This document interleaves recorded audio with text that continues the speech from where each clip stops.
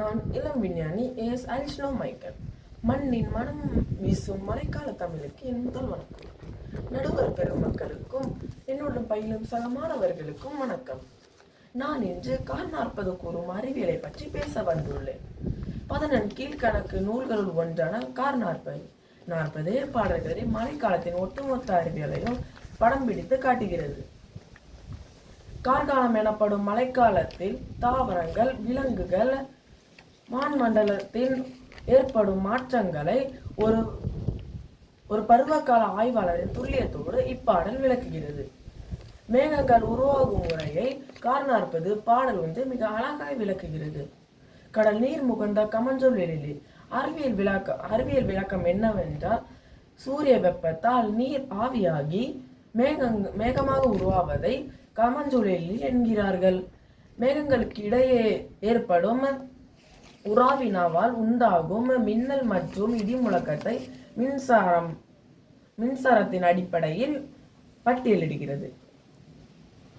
தாவரவியலின் உண்மை என்னவென்றால், மழைத்துளி பட்டவுடன் பிடவம் மற்றும் கொன்றை மலர்கள் பூத்து குலுங்கி ஆடுவதை இப்பாடல் காட்டுகிறது.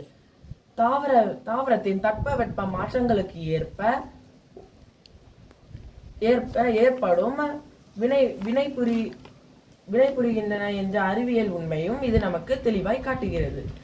விலங்கியலின் உண்மை என்னவென்றால், மழைக்காலத்தில் மயில்கள் தோகை விரித்து ஆடுவதையும் தவளைகள் சத்தமிடுவதையும் இப்பாடல் கவனித்து காட்டுகிறது. இது விலங்குகளின் இனப்பெருக்க கால அறிவியலை நமக்கு விளக்குகிறது. மழை பெய்த பின் நிலம் குளிரும் போது மண்ணில் ஏற்படும் வேதியியல் மாற்றங்களை இப்பாடல் நமக்கு தெளிவாய் பேசி காட்டுகிறது. ஈரமான மண்ணிலிருந்து உயிரினங்கள் வெளிவருவதையும் நிலம் மீண்டும் எப்படி வளம் பெறுகிறது என்பதையும் மண்ணியல் மூலம் நமக்கு கார் 40 தெளிவாய் விளக்குகிறது. வானத்தில் உள்ள மேகங்களின் நிறம் மற்றும் அதன் காற்றின் திசையை வைத்து தமிழர்கள் மழை எப்போது வரப்போகிறது என்று முன்னாலே கிடைக்கும் முறையை கற்றிருந்தார்கள். எனவே அன்பு நண்பர்களே, கார் 40 வெறும் மலைகளின் கவிதை அல்ல, அது இந்த இயற்கையின்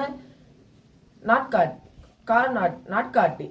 எனவே மழை நீரை சேகரிப்பதும் இயற்கை பாதுகாப்பதும் எவ்வளவு அவசியம் என்று நாம் அறிந்து கொண்டோம். எனவே கார் 40 பயிலுவோம், இயற்கையை தமிழ் வழியே காப்போம். நன்றி, வணக்கம்.